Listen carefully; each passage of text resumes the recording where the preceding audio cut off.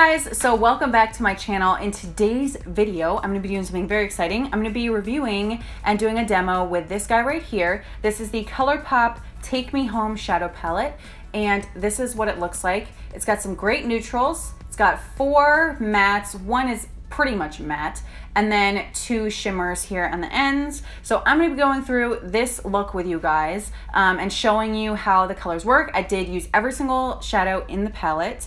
And then at the end, I will be kind of reviewing it for you and letting you know how I feel about it and what I think. If you want to know any of the other products I used on my face, those will be down below in the description bar. But just to give you a recap on the main things that you're probably wondering about, the lashes are the Dodo lashes in the style D309 is the number.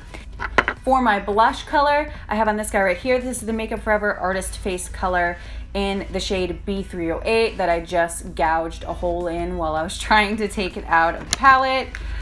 It's fine, it's no big deal, it's fine.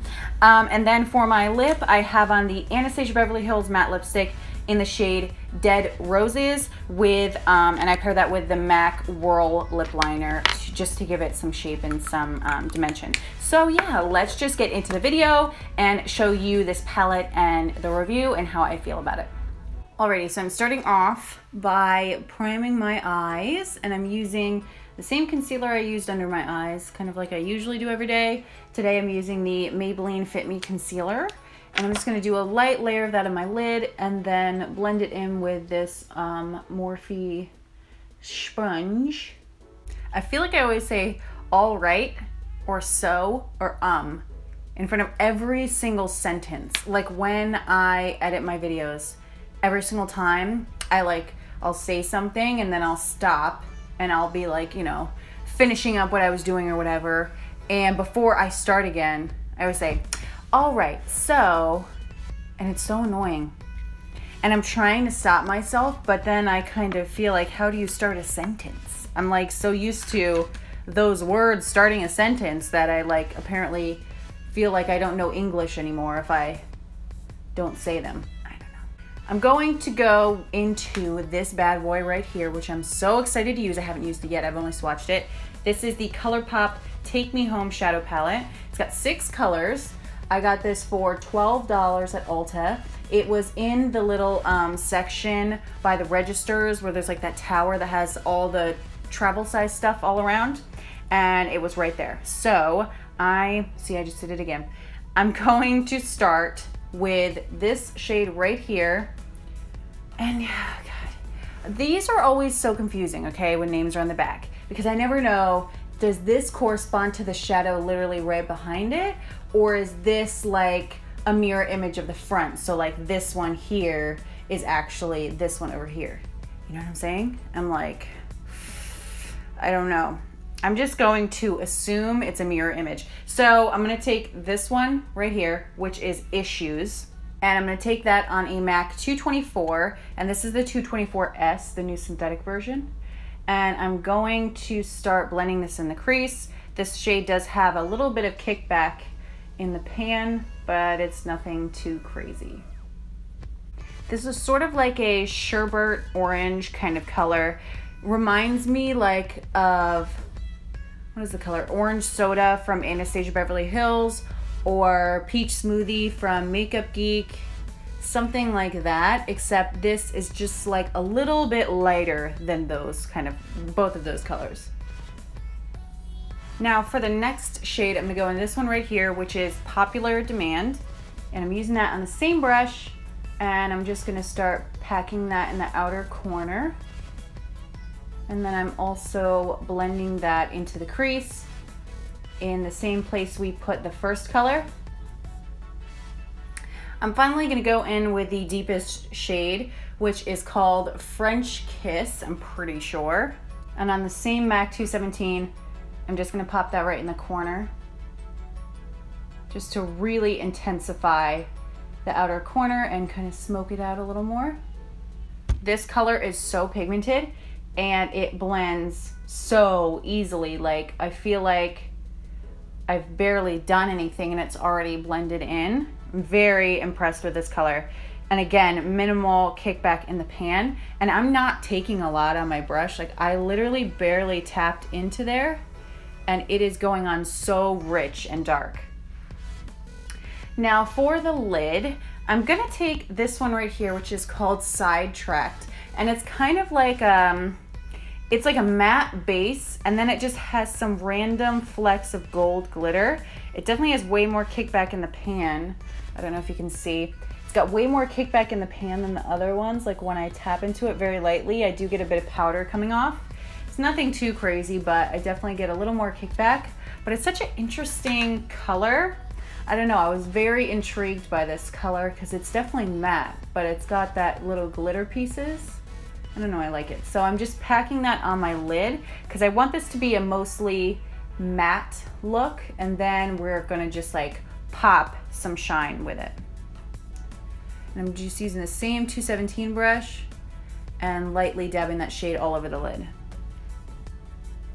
I'm then gonna go back in with Popular Demand one more time, and I'm just gonna put this right in between where the lid shade and that deep shade meet, just to make sure that they blend really seamlessly into one another.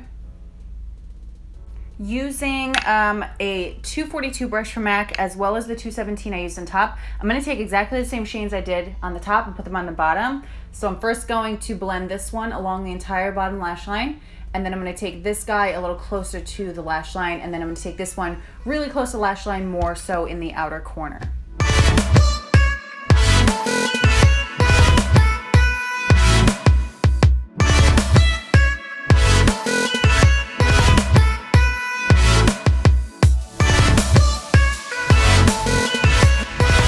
Finish off this look, I'm going to be using the two shimmer shades here because I really want to use every single color. So I'm going to take this one first, which I believe is Salt Water.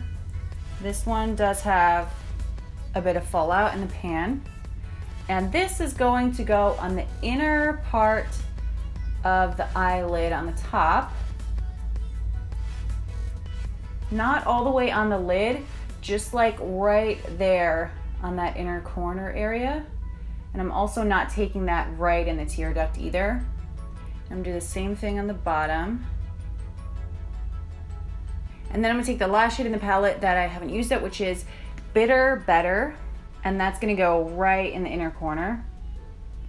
And this one is like insanely pigmented, and I'm not getting any fallout in the pan. When I touched this one with my finger, when I swatched it the first time, it's like really creamy. It almost feels like a cream eyeshadow. It's obviously not, but it's got that very, very, very nice creamy feel. So I'm putting that in the inner corner right in the tear duct, and then layering that around the edges of that last shimmery color we put down. Okay, love, love, love. So I'm going to finish off the rest of my makeup. I'm gonna put some gel liner on, some lashes, and then finish up the rest of my face with my lip, and then I will be right back to show you the finished look and kind of give you my final thoughts on the palette. All right, you guys, so here is the completed eye look.